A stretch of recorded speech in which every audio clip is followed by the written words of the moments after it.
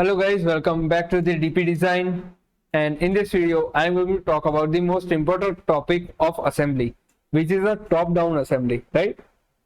So there is a two type of assemblies are there. One is a bottom-up and second one is a top-down.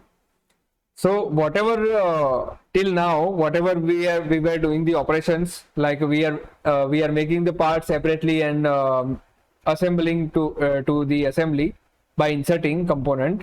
So that is the bottom up approach. Now we are introducing the top down approach, which is very useful for a designer to make the activities very robust, right? So in the assemblies you can modify your part. How to do that I will explain you step by step. Let's say I've created one assembly over here. Okay, this is the valves and rockers for the engine. Let's say I want to make the change in a valve. Okay, so what you will do, some of them are some of them will select the open part in position, then it will open the part, right? But I want to make this face to the specific distance which I don't know, but I have to do it in an assembly, right? So assembly should be there and then you can modify your part. So how to do that? Let's jump into the process. Now if you want to change any part, you can just go to the edit part. Okay, if you edit the part, it will create a separate window for particular part and it will create a blue lining over here, blue highlight. Okay, which means you are in a now part modeling but in the assembly.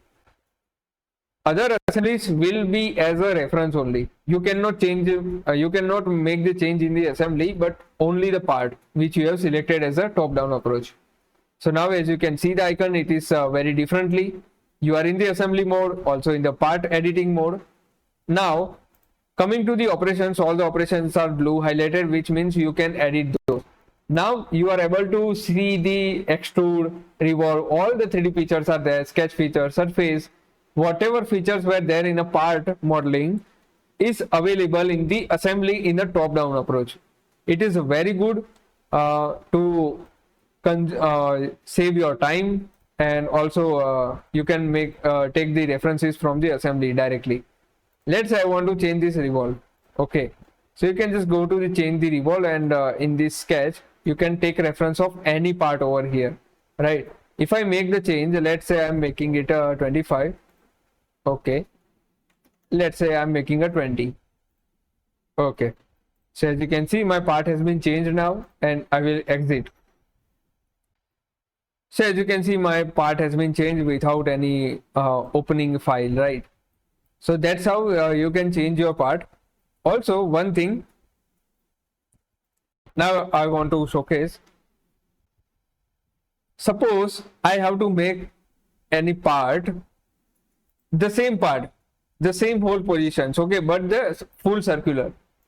Now what I should do, I will take the dimension of this circle, diameter, this hole size, this fillet size, this arc size, all things I should measure, then I can make the part. But in the top down approach, how to do that I can explain.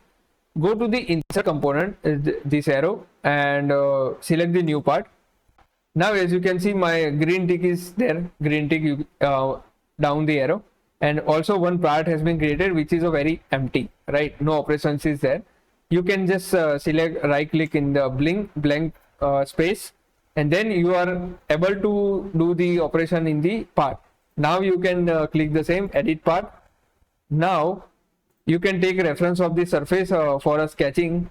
It is not mandatory that you have to select only planes which is belongs to that part only. Okay, you can select any reference in the assembly, and I will select this surface as my reference of the sketch, and I will make it a convert to the entity, right?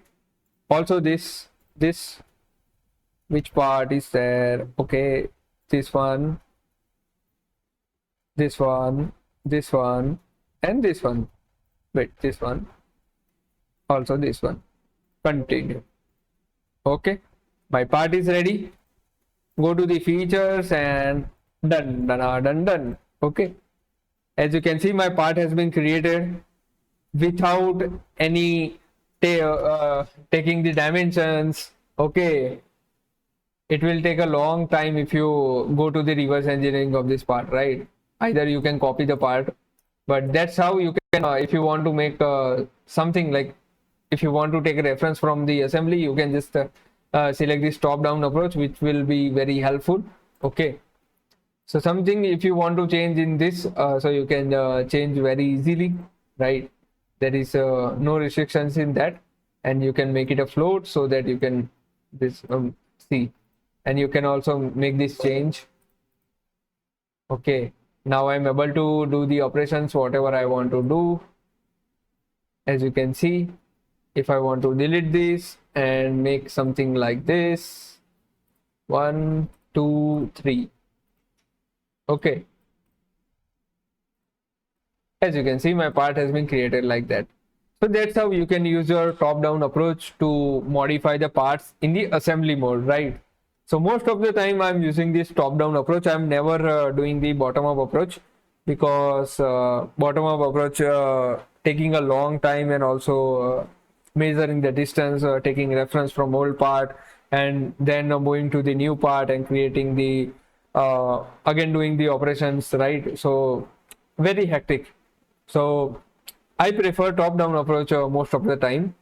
Okay, so that's how you can use this kind of operations to save your time, and also uh, making you more comfortable with the software, right? So that's all for the video. If you really like the video, you can share it to your friends, your colleagues, and yes, keep supporting, keep sharing, and keep learning. Thank you so much.